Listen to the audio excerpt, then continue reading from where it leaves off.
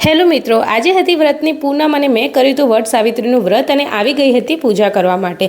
અહીંયા મેં પહેલાં પૂજા કરી લીધી છે અને સખત ગરમી પડી રહી હતી, લોકોએ સાડી પહેરી હતી અને પછી અમે નીકળી ગયા હતા ગુંજા જવા માટે। અહીંયા થોડો નાસ્તો લઈ લીધો હતો। અમે દર પૂનમે ગુંજા પૂનમ ભરવા જઈએ જ છીએ। વચ્ચે આવી ગયું હતું કડા સધી માતાજીનું મંદિર। અહીંયા પૂનમે ખૂબ જ સરસ મેળો ભરાય છે અને 1.5-2 કિલોમીટર સુધી તો મેળો ફેલાયેલો હતો અને જેમ જેમ આનું મહત્ત્વ વધતું જાય છે તેમ તેમ મેળાનું પણ મહત્ત્વ વધી રહ્યું છે। 2:30 વાગ્યા હતા બપોરના અને પબ્લિક તમે જોઈ શકો છો, ભીડ ખૂબ જ હતી અને મેં પણ માતાજીના દર્શન બહારથી કરી દીધા હતા।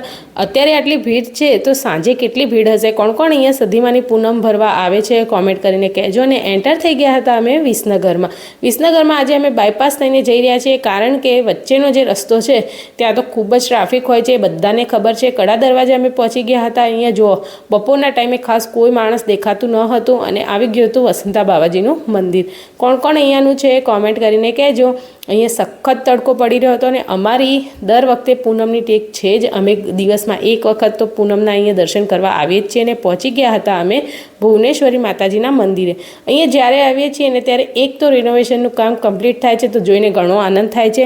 ચલો હું પણ તમને માતાજીના દર્શન કરાવું। અહીંયા ડે બાય ડે પ્રોગ્રેસ થઈ જ રહી છે અને તમે જુઓ માતાજીના દર્શન પણ કરી લો કારણ કે માતાજીનું પૂનમે સ્વરૂપ કંઈક અલગ જ હોય છે। દર્શન કર્યા પછી અમે જૂના ઘરે ગયા, ત્યાં આગળ અમે દીવો કરી અને પછી નીકળી જવાના હતા ગાંધીનગર જવા।